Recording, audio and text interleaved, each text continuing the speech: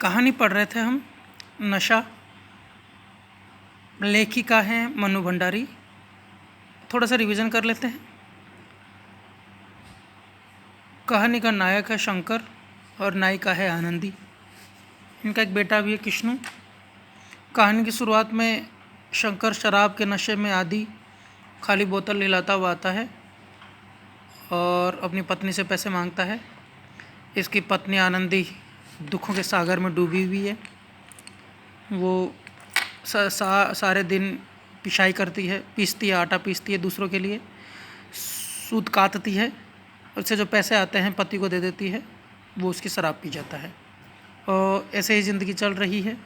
इनका एक बेटा है कृष्णु जो बचपन में घर छोड़ के भाग जाता है पति पत्नी के या माता पिता के झगड़े से परेशान होकर।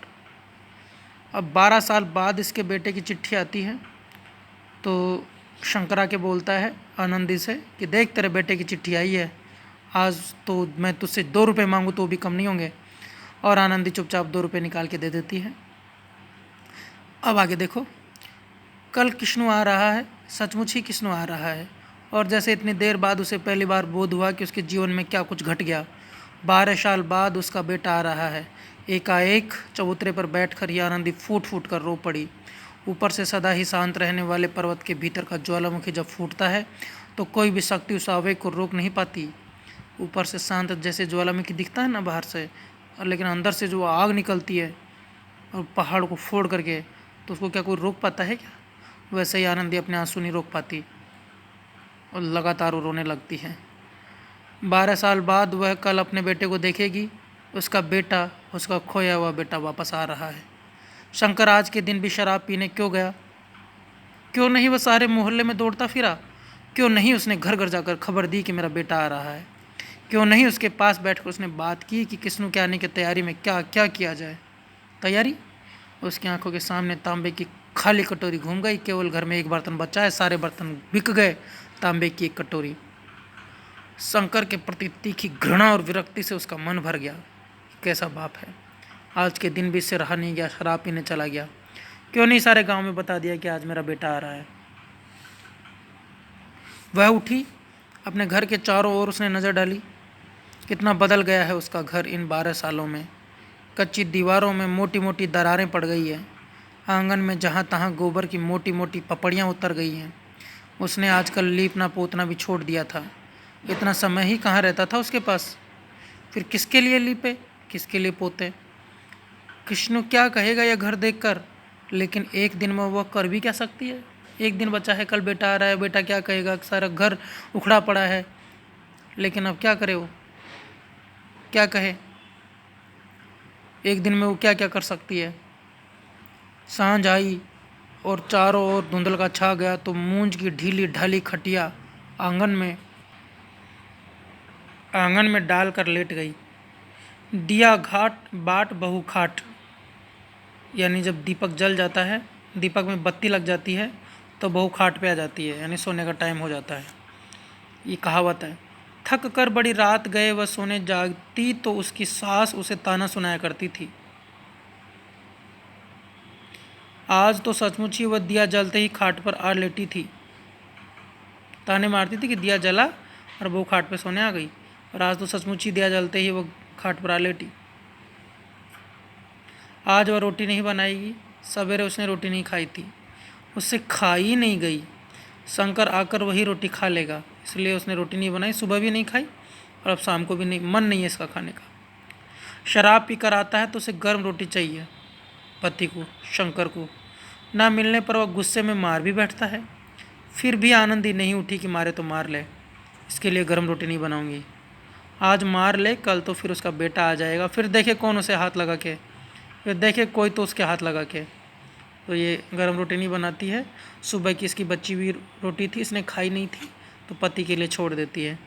और इसका मन नहीं है रोटी खाने का, क्योंकि इसका बेटा 12 साल बाद आ रहा है और इसके अंदर ये विश्वास भी है कि कल मेरा बेटा जब आ जाएगा तो कोई मेरा हाथ लगा के नहीं देख सकता, मतलब कोई मुझे मार नहीं सकता। कृष्णु ने सारी चिट्ठी माँ के लिए ही लिखी है। अपने कक्का के लिए कुछ भी नहीं लिखा। कुछ भी, कम से कम चिट्ठी में तो कुछ लिख देता। आखिर बाप है। पर वह जानती है कि किस्नू कितना बड़ा जिद्दी, कितना गुस्सैल है, तभी तो भाग गया। फिर भी बाप के लिए एक अजीब सी करुणा उसके मन में उभर आई। सारी चिट्ठी केवल माँ के नाम लिखी है, अपने काका के लिए यानी अपने पिताजी के लिए कुछ नहीं लिखा। एक चिट्ठी ही लिख देता, आखिर बाप है। पर वह जानती है कि किस्नू कितना जिद्दी है, कितना गुस्सैल है, तभी तो भाग गया। फिर भी एक करुणा तो होती ही है पिताजी के लिए, तो वो करुणा इसके मन में उभर आती। शंकर अभी तक नहीं लौटा, पता नहीं कब लौटेगा। आज के दिन न पीता तो क्या हो जाता। आनंदी सोचती है कि आज भी क्यों पीने गया हो, अगर आज नहीं पीता तो क्या बिगड़ जाता, उसको नहीं पीना चाहिए था आज। सामने मिट्टी के पक्के चबूतरे पर नजर गई। सीमेंट के गमले में सूखी मरियल सी तुलसी की 4 टहनियाँ इधर उधर सिर झुकाए दिखाई दे रही थी। 8-10 पीले मुरझाए पत्ते हवा में लटक रहे थे, पत्तों पर धूल की परत जमी हुई थी। आनंदी आजकल तुलसी पर दिया नहीं जलाती। जिस दिन किस्नू भागा था उस दिन से उसने दिया नहीं जलाया। कौन सी कामना बाकी रह गई थी जिसके लिए वह दिया जलाती। इस समय मन हुआ कि एक दिया जलाकर रख दे। आनंदी ने उठकर पहले तुलसी में पानी दिया, फिर दिया जलाकर रख दिया। इसका बेटा घर से भागा था, तब अंतिम बार इसने दिया जलाया था, उसके बाद इसने दिया नहीं जलाया। कोई इच्छा ही नहीं थी शेष, किसके लिए जलाती। प्रकाश का एक वृत्त यानी घेरा रह रहकर कांपने लगा दिए के कारण, यानी चारों तरफ प्रकाश फैल गया, एक गोल घेरा बन गया। अनेक स्मृतियां कांपने लगी, अनेक चित्र कांपने लगे। 10 साल की आनंदी जेवरों से लदी फंदी इस घर की पुत्र वधू बनकर आई थी। यादें कांपने लगती हैं। जो दीपक का उजाला था, हल्का सा गोल घेरा बन गया था, उसमें अनेक यादें, अनेक चित्र सामने आते हैं, दिमाग में आते हैं, यादों में आते हैं। 10 साल की आनंदी है जब उसकी शादी हुई है, जेवर से लदी हुई है और इस घर की पुत्र वधू बनकर आई है। उसकी सास ने उसे चबूतरे पर दिया जलवाया था और कहा था कि अपने सुहाग की मनौती मांग लेना बहू, रोज़ इस पर दिया जलाना। घर की ये तुलसी कल्पतरु है। कल्पतरु यानी देवताओं का वृक्ष, जिससे जो मांगो वो दे देता है। तो इस तुलसी पर दिया जलाना, जो मांगना है मांग लेना। चबूतरे पे दिया जलाएगी तो तेरा सुहाग, तेरा पति सुरक्षित रहेगा। देखो क्या लिखा है नीचे। सुहाग का तब वह अर्थ भी नहीं जानती थी कि सुहाग किसे कहते हैं, फिर भी उसने अपने सुहाग की कुशल की कामना की थी, रोज़ दिया जलाने का संकल्प किया था। बहू का नयापन 2 ही दिन में उतर गया था और उसे पता लग गया था कि इन घर, इन जेवरों और गायों और भैंसों के बीच जो कुछ है वह बहुत ही कष्टकर है, दुखदायी है। उसे पल पल रोना आने लगा। 10 साल की बच्ची है, माता पिता छूट गए हैं, माँ, काका, दादा आदि याद आते। वह छिप छिप कर रोती रहती। सास देख लेती तो ऐसे नोचती कि मांस निकल आता। किसी काम में कसर रह जाती तो सास ऐसे लातों से मारती कि वह औंधे मुंह गिरकर तड़फड़ाने लगती। बच्ची तो थी, उसकी बोलती बंद हो गई, बस आंसू बहते रहते। आंसू बहाते बहाते एक दिन उसे नया ज्ञान हुआ कि क्या ज्ञान हुआ,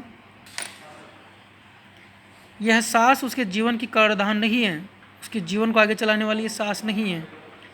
शंकर उसके जीवन का कर्णधार है, उसके पति उसके जीवन के कर्णधार है। और तब वह उस दिन की राह में समय काटने लगी जब उसका असली कर्णधार उसका भार संभालेगा, यानी सासू के राज्य से निकल के जब पति के राज्य में रहेगी, या सासू के बाद जब पति घर संभालेगा। वह दिन तो जल्दी ही आ गया। उसका असली कर्णधारी उसका भार संभालेगा। वह दिन तो जल्दी आ गया, पर कर्णधार भार संभालने की बजाय भार बन गया। ऐसा भार जिसे ढोने के लिए उसे अपने कंधे बड़े कमज़ोर लगे। इसको लगा था कि जब पति का बस चलेगा, जब पति का दिन आएंगे, जब सास नहीं रहेगी, तब मैं अपने घर में खुश रहूँगी। लेकिन हुआ इसके उल्टा। पति भार ढोने के बजाय उसके ऊपर खुद भार बन गया। जिसे ढोने के लिए उसके कंधे बड़े कमज़ोर लगे कि मैं इस पति का भार कैसे वहन करूं। शंकर घर का इकलौता लड़का था, पिता थे नहीं, यानी अपने पति की बात कर रही है ये। तो इसके पति इसके घर में इकलौते थे और इसके ससुर थे नहीं, बाप था नहीं उसके। उसे सही रास्ते पर लगाने वाला कोई अंकुश नहीं था। उसे पीने की जो लत पड़ी थी तो घर का धन ही नहीं गया, आनंदी की किस्मत और बच्चों का भविष्य भी चला गया। माँ के मरने के बाद तो शंकर बिल्कुल ही बिलल्ला हो गया। 2 बच्चे बीमारी में तड़प कर मर गए। बच्चे चले गए तो खेत खलिहान बिक गए, गाय भैंसें बिक गई। रह गया शंकर और किष्णु। किष्णु को छाती से लगाए लगाए वह काम करती, नहीं हाथ रुकते और नहीं आंसू रुकते। शंकर या तो सोता रहता या नशे में उत्पात मचाता। वह मार खाती और किष्णु भी मार खाता।